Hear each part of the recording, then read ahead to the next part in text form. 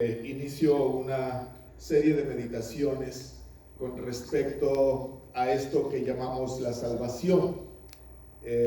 Cómo meditar sobre esto, cómo pensar a qué le llamamos salvación. Y esto con el propósito de entender de mejor manera, de comprender de mejor manera nuestro estilo de vida, nuestra fe.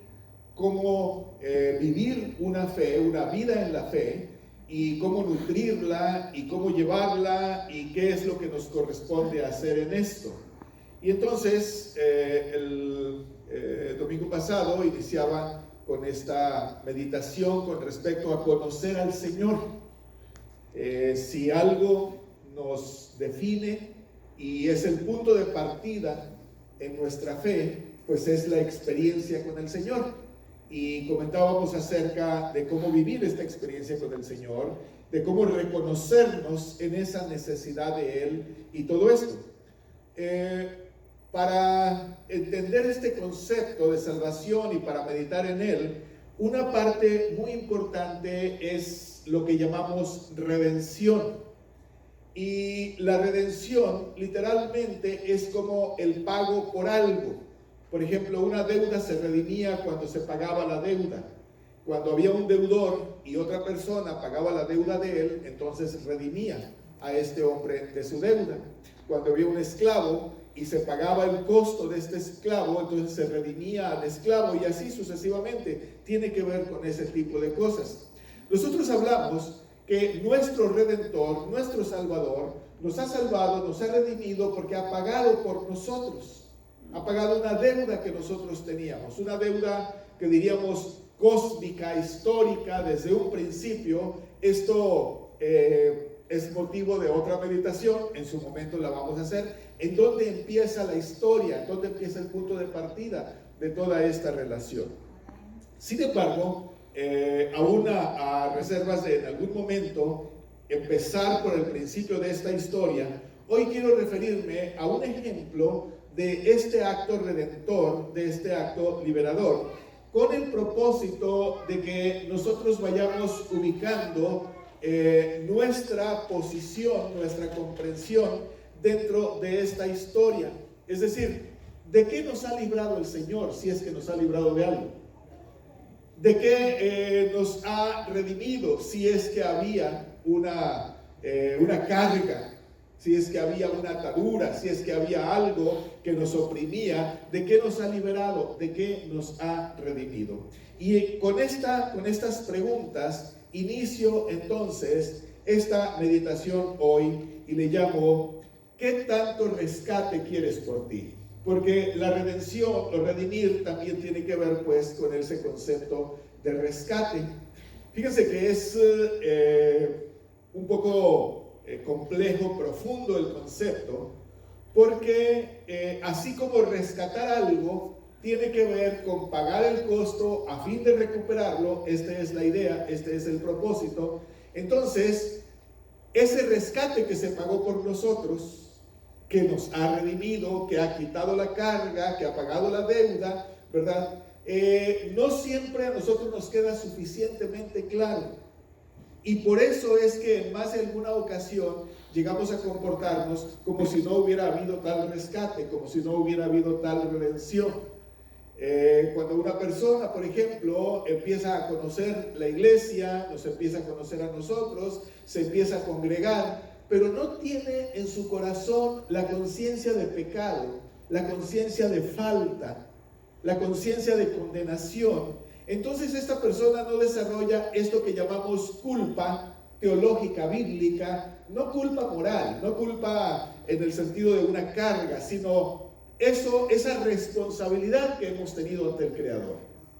Es decir, si resumiéramos esta historia o esa responsabilidad de palabras de San Pablo, él escribe diciendo, por cuanto todos pecaron, han sido destituidos de la gloria de Dios. No tienen ninguna comunión con Él. Pero aquí es donde aparece este Redentor, este liberador, este rescatador, hace este rescate y entonces nos trae ahora a la comunión con Él.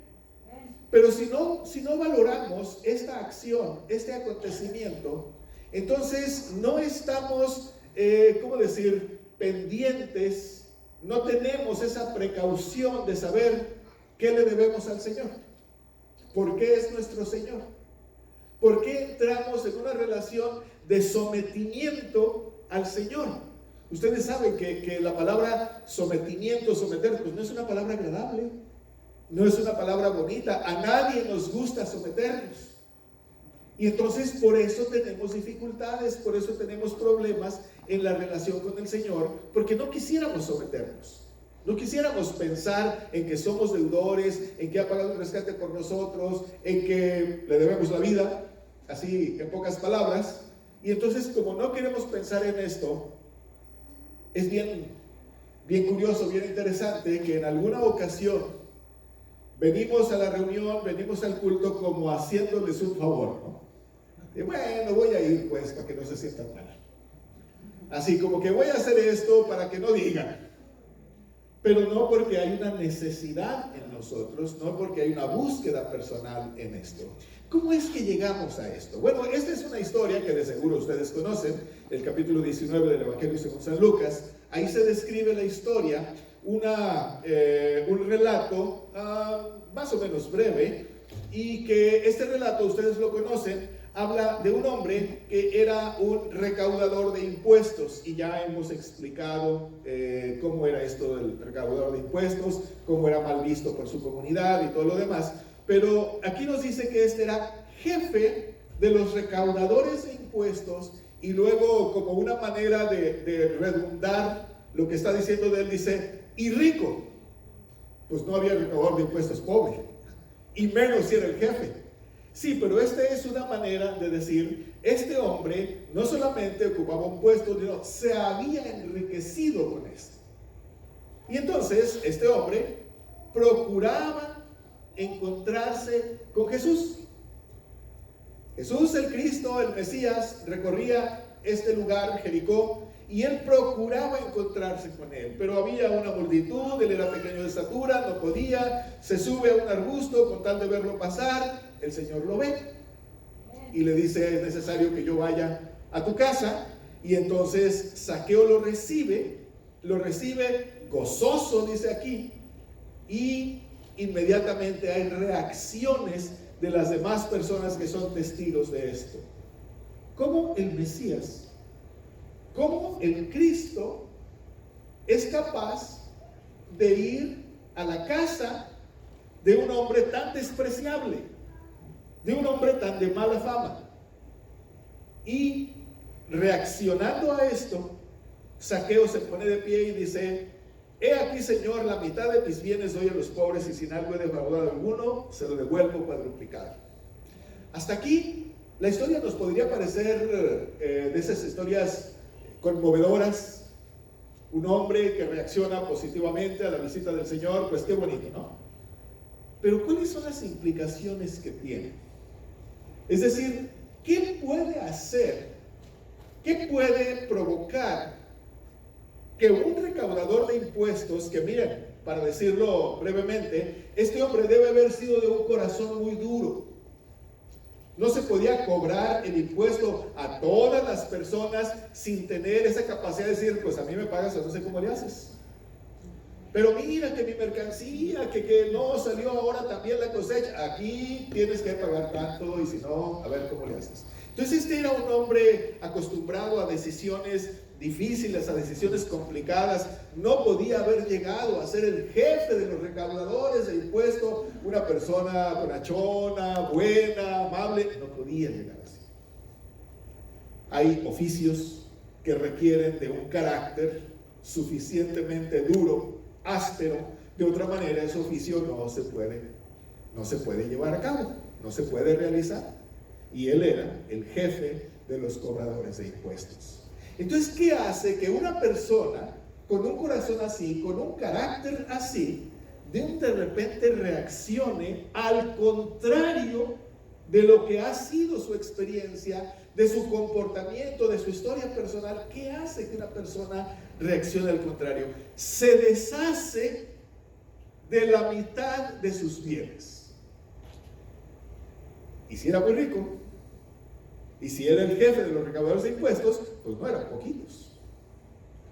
¿Qué provoca que una persona se deshaga de esto?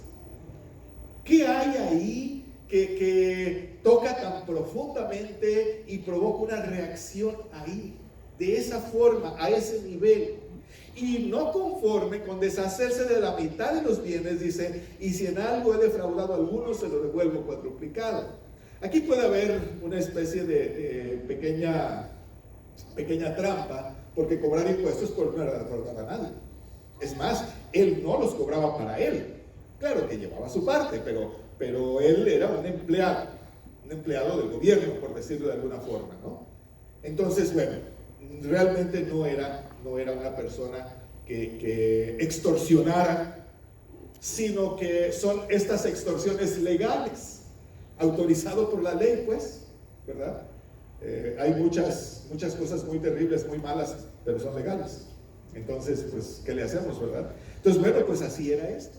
Y él estaba acostumbrado a esto. Pero pasa que a la visita de Jesús, él reacciona de una manera totalmente en contra, al contrario de lo que ha sido su carácter. Y entonces, esta es una reacción tan notable, tan extraña, tan extraordinaria, que Jesús el Mesías dice lo siguiente, y estos son los dos versos en que les quiero invitar a que meditemos, el 9 y el 10. Dice: Jesús le dijo: hoy ha venido la salvación a esta casa, por cuanto él también es hijo de Abraham. Porque el Hijo del Hombre vino a buscar y a salvar lo que se había perdido. Hoy ha venido el rescate. Hoy ha venido la redención a esta casa. Se ha pagado el rescate, porque él también tiene derecho al pago de ese rescate. Él también tiene derecho a esa redención, cuando es hijo de Abraham. Y por otro lado, este es el trabajo del Señor, del Mesías. Él habla del mismo. El Hijo del Hombre vino a buscar y a salvar lo que se había perdido. Bueno, una historia muy bonita, un relato muy interesante. A lo mejor tiene un trasfondo mayor todavía que podríamos meditar, pero la razón por la que yo les invito a meditar en esto es por nuestra propia situación. ¿Cómo ha sido nuestro carácter? ¿Cómo ha sido nuestra historia personal? Evidentemente no somos recaudadores de impuestos, o bueno, a no ser que alguien por ahí lo sea sin que nos demos cuenta, ¿verdad? Pero de seguro tenemos una historia. Y esa historia tiene aspectos que no son muy conocidos y no son muy buenos. Sin embargo, hay un derecho. Este hombre, en algún momento, aparentemente, llegó a olvidar su derecho familiar, su derecho de sangre. Llegó a olvidar su linaje, de dónde provenía, quiénes eran sus padres, cuál era su origen racial. Llegó a olvidar todo esto. Era muy noble, era muy bueno todo eso. El pueblo hebreo tenía mucho cuidado y mucha precaución de valorar esa historia personal, pero él aparentemente no le había interesado mucho y se había contrapuesto, se había puesto en contra de su mismo pueblo, de sus mismos hermanos de raza. Y entonces, con la acción del Señor y la defensa que él hace de él, el Señor habla de este rescate y habla del derecho que este hombre, Zaqueo, tenía de ser rescatado. Ciertamente había algo ahí que lo hacía importante, aunque él a lo mejor no había pensado en todo eso. Y les decía que la razón de esto es porque el Señor nos ha asignado un derecho a nosotros. Como creación del Señor, tenemos una prerrogativa y una importancia especial en el mundo de la creación, el universo, por decirlo así, en términos muy generales, ¿no?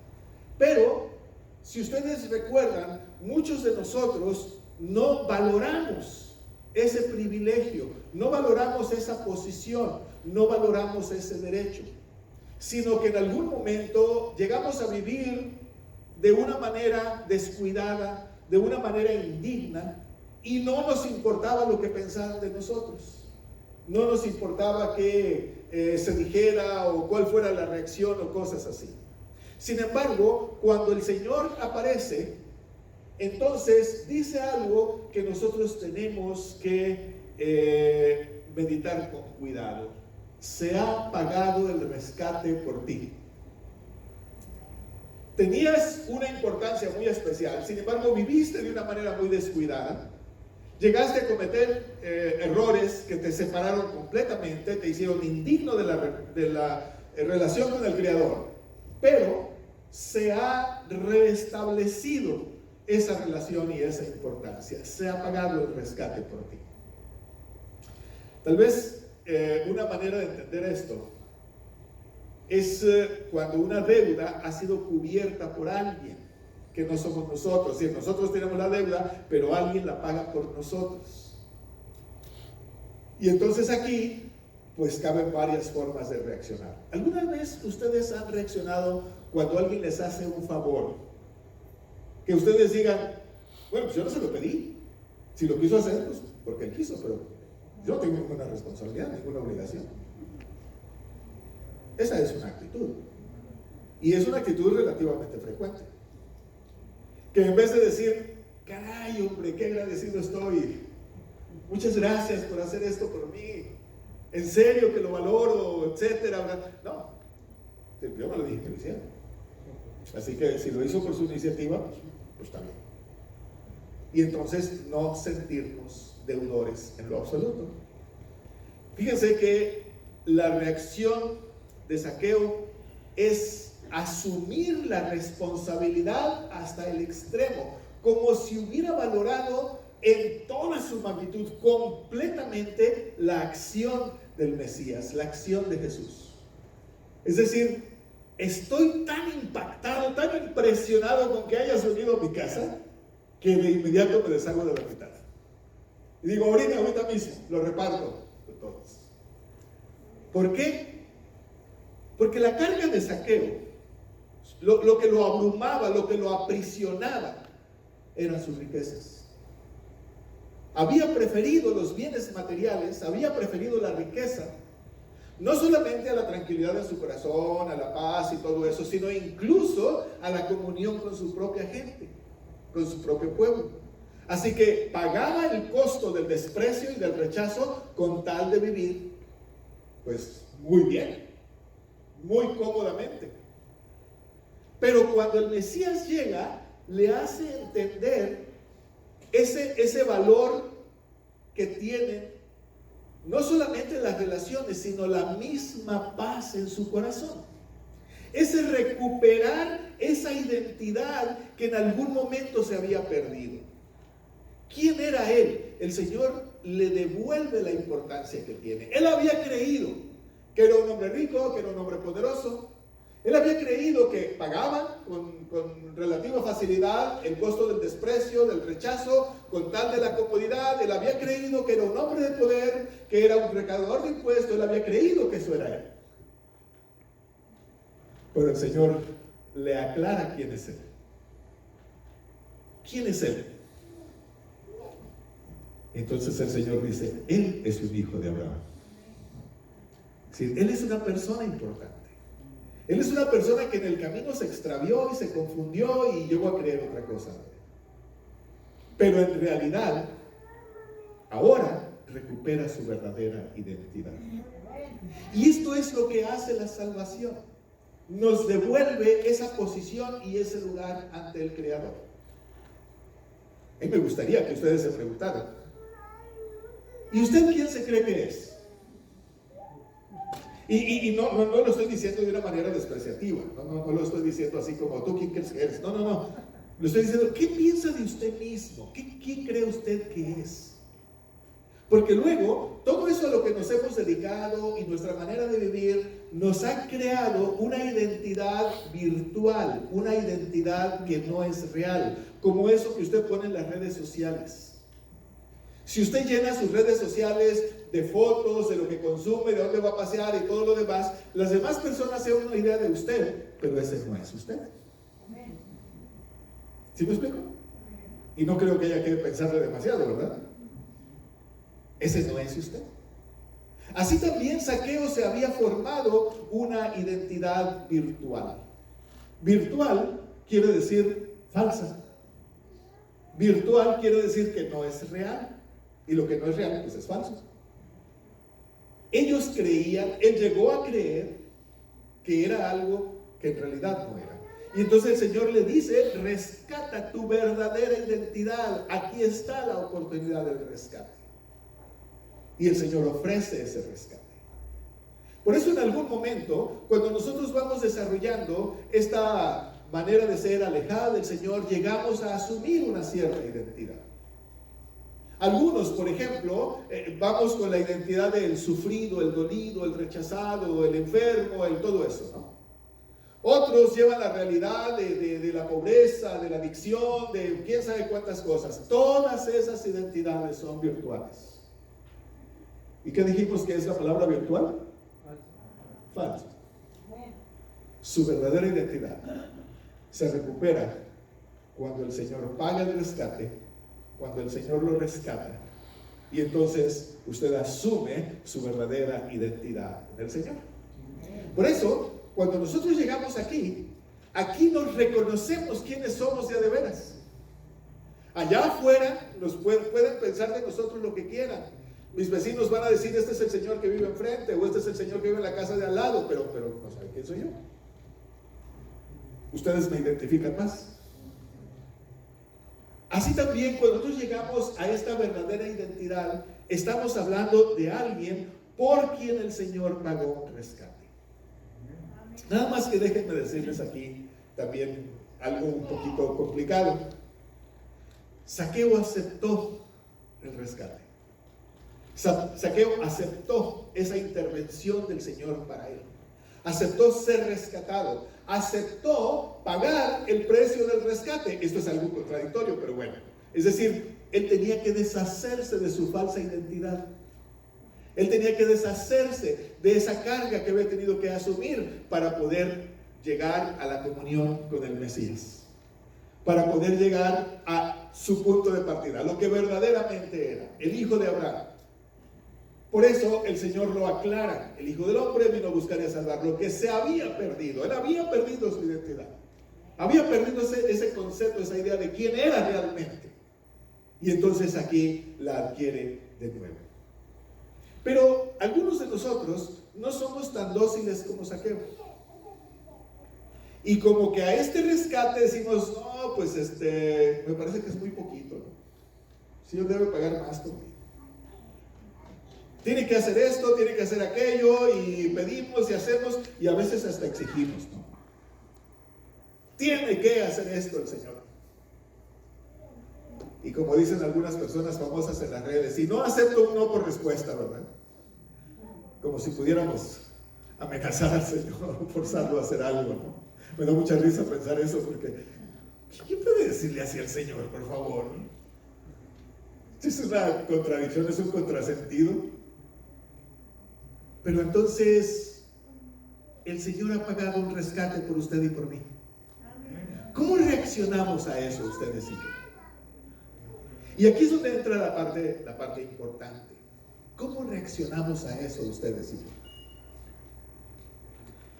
¿Ha sido muy poco lo que el Señor ha hecho por usted? Le pregunto, y no para que me responda, sino para que usted lo medite con cuidado. Porque a quien se lo debe responder es a usted mismo. Porque cuando Zaqueo hace esto, nadie lo está forzando. No hay uno de esos conocidos que sea medio contradictorio, medio provocador con él y que le diga, a ver Zaqueo, si te sientes tan agradecido, pues ¿qué vas a hacer? A ver. No hay quien lo esté provocando. Espontáneamente él reacciona y dice, la mitad de mis bienes doy a los pobres. Es decir, me deshago inmediatamente de la mitad de la carga. Probablemente la otra habría que hacer las herencias y todo lo demás que había que hacer, pero yo ya no voy a tener cargas con esto. Y por eso el Señor se sorprende a esto. El rescate ha llegado. La redención ha llegado a esta casa. Así como cuando usted acepta al Señor y puede decir honestamente, el rescate ha sido pagado. Pero les decía, no siempre reaccionamos positivamente. Con mucha frecuencia volteamos a ver nuestras carencias, nuestras enfermedades, nuestras supuestas necesidades, una cantidad de cosas que pareciera ser que nos parece poco el rescate. Y me gustaría que se preguntara, si alguna vez usted ha pensado de esa manera, me gustaría que se preguntara, bueno, ¿cuánto rescate quiere? ¿Qué más quiere? ¿Es poca la sangre de Jesucristo? ¿Su muerte en la cruz? Y los azotes y todo lo que sufrió fue el pago del rescate. Entonces, ¿qué tanto rescate quiere? Si esto no impacta su corazón y su vida, y si no reacciona usted como Zaqueo, deshaciéndose de sus cargas y diciendo, a ver, no, nada me va a impedir venir al Señor y decirle, tú eres mi redentor, tú eres mi rescatador, te lo debo todo a ti. No puedo decir que hay algo que a mí me costó o algo así, te lo debo todo a ti. Y si esto no impacta nuestra vida y no nos ubica en relación a Él, entonces estamos en problemas muy serios. Porque, decíamos el domingo, hay una cantidad de influencias alrededor de nosotros que ponen en cuestionamiento nuestra fe. Por ejemplo, lo primero que nos llama la atención en esto y es como el gran obstáculo de nuestra fe es el comportamiento dentro de nosotros mismos. Mira, ¿no ves al hermano que hace esto? Mira esto y esos que son cristianos. Y esos que se dicen tus hermanos. Y ni siquiera te llaman, y ni siquiera te buscan, y te sientes solo, y quién sabe cuánto. Y esas son las primeras cosas que nos empiezan a estorbar en nuestra identidad. ¿Qué fue lo que hizo que Zaqueo llegara a ser recaudador de impuestos? Puedes pensar, bueno, pues compró el puesto, compró el lugar, ¿verdad? Y entonces se dedicó a esto un buen tiempo de su vida y pues llegó ahí, ¿no? Pero les decía, para poder sostenerse ahí se requiere un carácter duro, un carácter fuerte. ¿Cuántas veces él pensaría de sus propios hermanos hebreos? No, estos hay que tratarlos de esa manera porque si no, no entienden, no reaccionan. Además, ¿para qué se meten en problemas, pues? Así como nosotros, cuando desviamos nuestra atención y no vemos al Redentor, al Rescatador, sino todos esos obstáculos y todas esas dificultades. Porque decíamos, si nosotros nos hacemos conscientes, nos hacemos responsables del costo del rescate, ¿qué podemos reclamar? ¿Qué tenemos derecho a reclamar? Si yo le dijera, quiero pensar que ahorita usted está meditando en su pasada manera de vivir y usted piensa, el Señor me ha rescatado. Entonces, si usted piensa así, ahora la pregunta es, ¿qué tiene derecho a reclamar?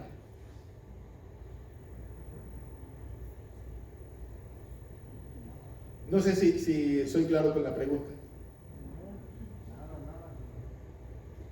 Pero si usted lo piensa en serio, ¿qué se le puede reclamar al rescatador? Es decir, por su misericordia nos rescató. Todo lo demás es ganancia. Todo, lo que sea. Suponga usted que le da una muy mala noticia y le dicen, mañana te vas a morir. ¿Valió la pena haber servido al Señor? ¿Valió la pena haber venido? ¿Valió la pena haberle alabado? ¿Valió la pena haber trabajado por Él? ¿Valió la pena todo lo que ha hecho? Entonces, nadie nos ha dicho que nos vamos a morir. No, pues es ganancia. Los días que sirvan son ganancia. Les digo esto porque si pensamos con cuidado, entonces necesitamos ahora redireccionar, redirigir nuestra experiencia con el Señor. Si no tenemos derecho a reclamar nada, pues entonces ubiquémonos. Y entonces pensemos, comportémonos como deudores a quienes les han pagado la deuda. Y yo le invito para que en sus momentos de duda, en sus momentos de confusión, se pregunte a usted mismo, bueno, ¿cuánto rescate quieres? ¿Ya te devolvieron la vida? ¿Ya te dieron la oportunidad? ¿Ya te están dando esa bendición diaria? ¿qué más rescate quieres? Digo, para asumir tu relación con el Señor. Porque Zaqueo, aparentemente, él dijo, ya no puedo más, ya se ha pagado el rescate por mí. ¿Qué otra cosa puedo hacer que quitarme de encima las cargas? Que recuperar mi verdadera identidad y mi relación con el Señor. ¿Qué otra cosa puedo hacer frente a eso? Y eso es lo que hace de esa manera.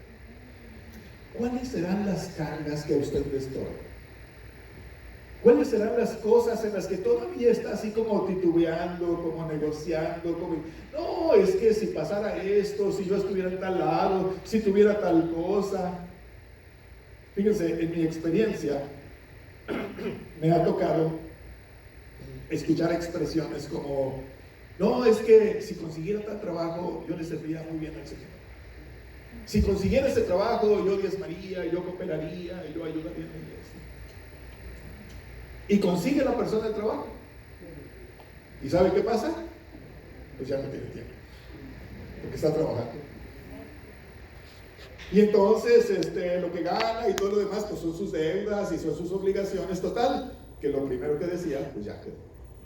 O por ejemplo el que está enfermo, no, es que si yo sanara, no, yo estaría y apoyaría la obra y haría tal cosa. Y cuando sana le da tanta alegría y tanto júbilo que se le olvida todo lo anterior, ¿verdad? Y vive muy a gusto. ¿Cuántas veces hemos escuchado eso? O a lo mejor lo hemos dicho nosotros, o sea, que alguna vez nosotros lo hemos dicho. Es que si el Señor me diera esto, si el Señor me diera, yo haría esto, yo haría tal cosa.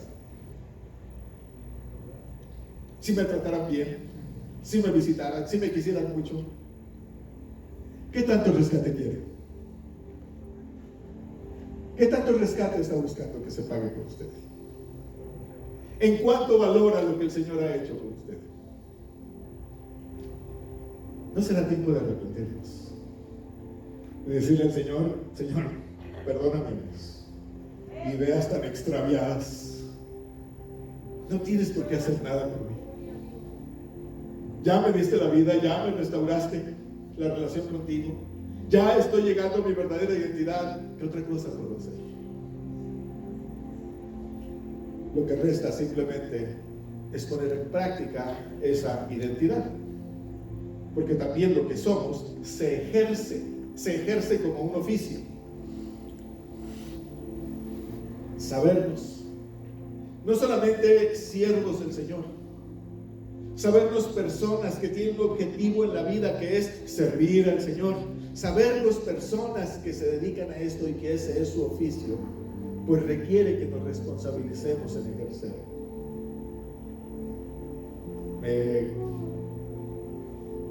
Me estimula, me bendice mucho, por ejemplo, cuando